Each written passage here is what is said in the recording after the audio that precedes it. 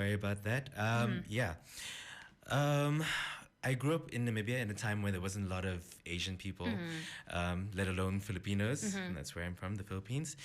Welcome to Royal Hustlers this beautiful Thursday morning. You're listening to Mix and Adora in the morning. But for one more time, we have a beautiful guest in studio. And John Garcia is a dedicated individual with a diverse background that spans across continents. Born in the Philippines as the youngest of three, he found his upbringing right here in the beautiful country, Namibia, where he eventually became a neutralized citizen. Currently, John is an integral part of Sanlam Namibia, contributing his expertise as a medical and financial underwriter. Alongside his professional responsibilities, he actively participates in the affirmative action panel and the social club committee, so showcasing his commitment to fostering an inclusive and engaging workplace. John's journey at Sanlam began in 2018 when he joined as a new business administrator. Through his relentless determination, he earned a well-deserved promotion to the role of medical and financial underwriter in 2020.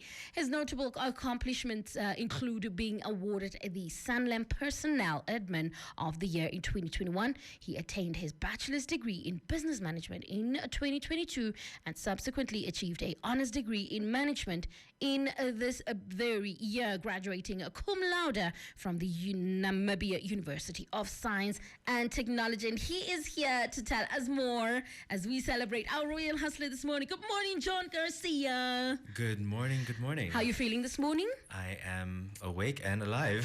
Thank you so much for joining us right here in studio. Now, let's start from childhood. Tell us about your childhood and how that shaped who you are today.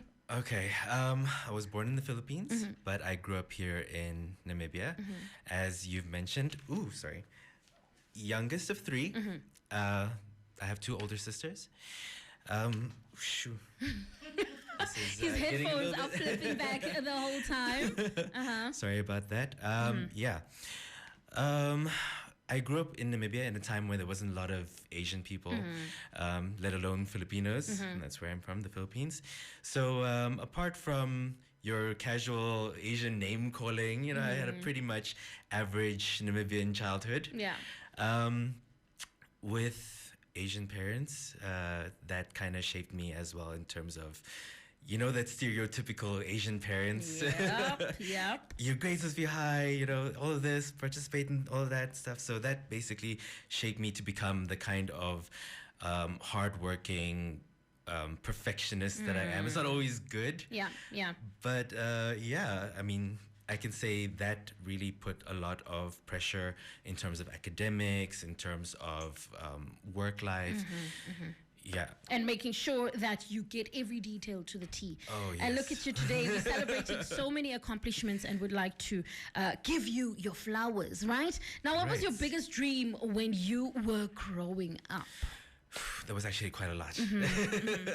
You have, as a child, you have all these dreams and aspirations, but as you grow older and realize, okay, life isn't always like that. You tend to change your dreams and aspirations. Back then, I wanted to be all these different things. I wanted to be freaking... Oops, sorry. Yeah. You wanted to be a superstar? I am so sorry. I wanted to be an actor, a musician. I wanted to paint. I wanted to do all these different things. And then you realize, wait, that doesn't really pan out well, Yeah. So myself personally, I figured... I realized what I was good at, and I basically honed on that. So, still, my biggest dream, apart from, doing what I do right now, I still want to travel and explore, check off things from the bucket list. I did skydiving this year, so I'm so jealous because I haven't done that yet, but it's definitely next on my bucket list. How did that feel for you? It was liberating as well as scary. You're strapped to this person and you're jumping off a plane at 10,000 feet in the air. It was such a rush. I think one of the most memorable moments for me was when we did like this little flip and then you get to see this plane, minute plane that you just jumped out of, like above your head. And then going straight into a cloud. You can't see anything, but immediately afterwards, you're just like, wow, Wow, this that is, was amazing. it's free. Yeah. Now, apart from ticking off things on your bucket list, what motivates you as John Garcia? What keeps you going every single day? Ooh, on the real, On the real. fear. I have this massive fear of redundancy and being left behind. So I have this what motivates me every day, not just because of that fear, Yeah. but in core essence because of that redundancy that I tend to move forward. For me, it's chasing my dreams and my goals, right? Because when how do I say this eloquently so early in the morning? Yeah. Um, I used to do things for other people, but as I grew up, I started to realize, man, I can't live my life for other people. I need to start living for myself. Yeah. You know, it's not about what I wanted to show the other Yep. people and prove them wrong. It's about how can I be a better version of myself Yeah. than I was Yeah. yesterday. And constantly evolving. Constantly evolving. Like a big thing for me is constant adaptation. Yeah. Yeah. Things are constantly changing, things are constantly moving, and if I don't adapt, I'm going to remain stagnant and redundant, and that is my fear. Yeah, So that's yeah. what motivates me and moves me every day. I mean, you mentioned that you grew up in a typical Asian setup at home, but of course with great support from your parents, specifically, particularly. Just take us through some of the early influences you've had along the way, growing up as John Garcia and seeing yourself what you've achieved and where you are now in your life. All right. Okay. First and foremost, my parents being typically Asian, I had that fear for them. Yeah. So as a child, I was basically gullible and an anxious child, Yeah. you know? Yeah. The one person I can give a lot of recognition to as a child is my eldest sister. I looked up to her. She was my mentor. She was my confidant. She was basically my second mother. Everything that instilled in me in terms of my core values and my beliefs was because of my sister. As an anxious child, she was the one person who can get me to calm down and, you know, reevaluate things Yeah. and just, you know, take things for what it is and then deal with things in a emotionally intelligent manner. Yeah. Then I became my own person, and with choices of friends, I had to lose some along the way and gain some along the way. But the ones who have remained with me over the years, the closest ones, I can also give them a lot of credit Yeah. for who I am as Yeah. an adult, because we did a lot of growing up together. We shared a lot of our experiences, our internal and external challenges, and there was a lot of understanding, patience, and growth Yeah. with our growing up together. So I can definitely say that with my sister, my family, my closest friends, the people who I've chosen within my circle, Yep.